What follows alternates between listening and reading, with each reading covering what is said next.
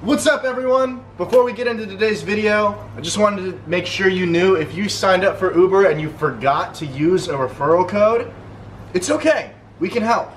It's not too late. Just go ahead and follow the directions down below the video to get your sign-on bonus of up to $1,000 today. Put it in your bank account today. That new, special toy that your kid wants, get it for them today. Pay your rent today. $1,000. It takes like 30 seconds. You'd be dumb as hell not to do it. Again, follow the directions down below the video. Pause the video. Just get it done, okay? All right, let's start the video.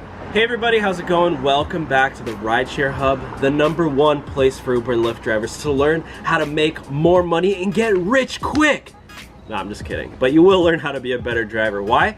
Because we're giving you the information to make informed decisions on whether or not you want to drive for Uber or for Lyft, what times to drive, what car you should drive.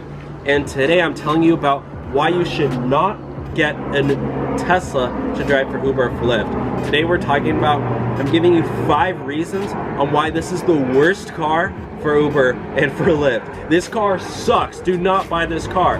No, I'm just kidding. There are some pros to owning a Tesla and driving it for Uber and for Lyft, but we're not going to talk about that. Today, we're going to talk about why this is a bad car for Uber and for Lyft. And by the way, this is Keenan's car. He is leaving at my house. I don't personally drive this car. I have owned a Tesla in the past. I've driven several Teslas. I've been thinking about getting a Tesla Model X, so I do know quite a bit of Tesla, and obviously you guys have seen my other video with my buddy William. He works at Tesla, or he worked at Tesla, and so he came on the channel, gave you guys a bunch of information.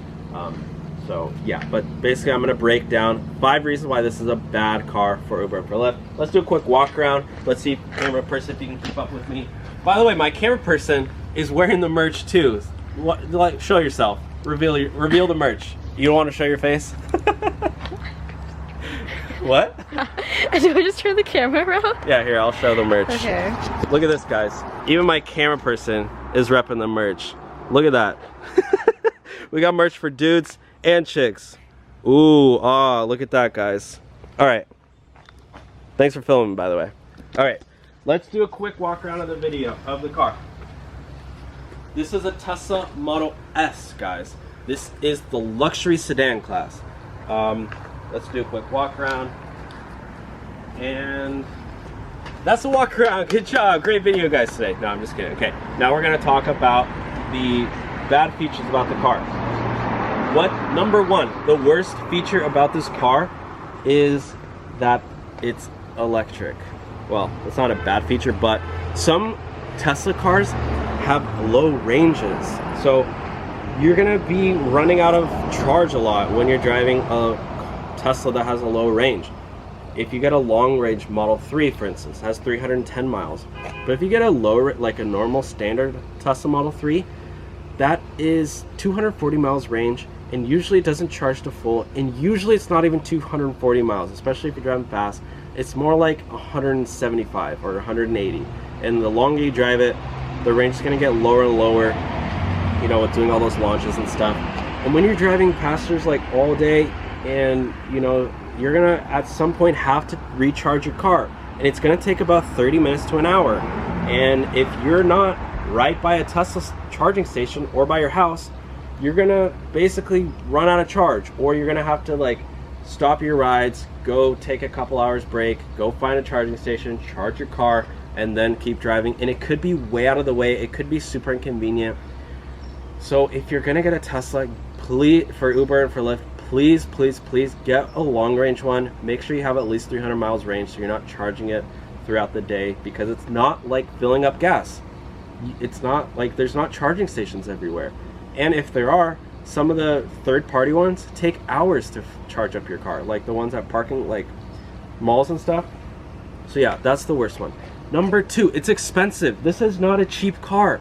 This car is used. This is a 2015 model, but if you're buying a brand new one, the Tesla Model 3, you're gonna basically be spending at least 40 grand after taxes and features and everything.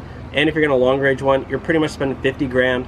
I think it comes out to like 42 or 45. But either way, And even the Model 3 doesn't qualify for Uber Black. It's not a luxury car. This car brand new, guys, guess how much it costs? Leave it in the comment section down below. Guess how much it costs. This car brand new costs at least $100,000. 100 G's, 100 stacks, 100 racks. You know how many rides you're gonna have to do to pay off $100,000? Probably 100,000 rides. Not that quite much, but maybe 10,000 rides, because you know, average around $10 per ride. So it's expensive. Number 3 is that it's, well, I guess this kind of falls in the same category, but it's a nice car. When you have your passengers getting in, they're gonna scratch up your car, they're gonna slam the doors, they're gonna scratch up your seats, they're gonna maybe throw up in your car. It's not the same as if you scratch up a beater, a 2010 Honda Accord. Sure, it already probably has a couple dings and scratches on it. If you scratch up a Tesla with all your riders, bruh, that's not chill at all. Okay, the third one, was that 3 or 4? That's that was 3, right? Number 4, these handles, guys. These handles are hard to open. It just opened because it's on a sensor system, which I'm not going to talk about in today's video, but basically when your passengers get in, guys, lock. Also, this car sucks at responding. No, I'm just kidding, it doesn't suck, but half the time it bugs out and doesn't like listen to you. So when your passengers get in, they're going to be like, oh my gosh, how do I open this handle? Boom, let me kick it, because they're probably going to be drunk.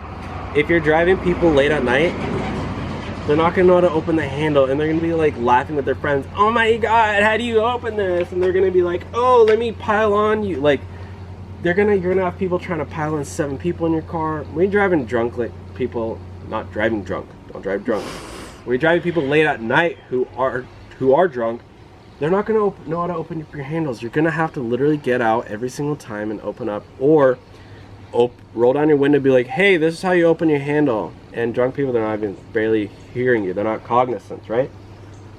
The last one, what was the last one? Number 5. This is like a secret, but literally you'll probably get less tips if you drive a Tesla. I talked about this a lot in a previous video, but basically it's psychology, right? So when you're driving like a cheap car, you're kind of setting a low expectation for the rider, right? When they get in, they're thinking, okay, it's whatever, it's a cheap car, it's probably not going to be that good of a ride. But when you start talking to them and start providing a safe, smooth experience, and the inside's really clean, it smells fresh, doesn't smell like vomit or anything, you're gonna exceed their expectations, right? And they're more likely to tip you. It's not manipulation, but it is a sales tactic. You always want to undersell and over-deliver, or under-promise, over-deliver. This is a really good example. I got my car detailed a couple months ago, and I had a bunch of stains on the roof. Actually, it was right when I bought the car. This detail was like 2 years ago, actually. It had a bunch of stains on the roof from my previous owner, and when I took it in, I said, oh yeah, can you just wash the inside, shampoo the seats, because, you know, whatever, and clean the roof? And they go, oh, you know what, I'm so sorry, we don't clean roofs, it's not our policy. And he goes, but I'll try to clean it for you. And I go, okay, sure, fine, whatever. When I came back, the roof was completely spotless, and he told me, hey, you know what, I felt bad and I went ahead and cleaned the roof for you. And what did I do? I left him a $20 tip because I knew that he went way out of his way. What was he really doing? They probably clean all roofs. He probably was just telling me that to try to get a bigger tip. It's a sales tactic. All that to say, when you drive a Tesla, people are going to get in and they're going to go, oh, this car is so nice. This car probably has tons of money. He doesn't really need my extra cash. You know what I mean? Like, when somebody gives you a tip, you kind of want to support their vision. And when someone's driving a super nice car, I don't know what it is, but people just don't tip at all because they think you already have money, which, I don't know. It's psychology, I know. But anyways, guys, those are the 5 reasons why Tesla is the worst car. I'm going to make a follow-up video on the 5 best reasons why Tesla, or the 5 reasons why Tesla is a good car. So stay tuned for that. But for now, I just want to get all the dirt out of the way so you guys can know, because whenever I look up car review videos, I want them to point out the flaws in a car And no, these are not necessarily flaws, but when you put a certain car in a box for Uber and for Lyft, you know, there are some, what's it called, discrepancies or things that don't really fit well. So that's just what I want to share with you guys today. Anyways, thanks for watching. Get the merch if you want. Thank you, camera person, for coming out today. Camera friend, you did a really good job. You can say okay. Okay. You have a voice. Good job. All right. Thank you all for watching. Later, guys. Bye.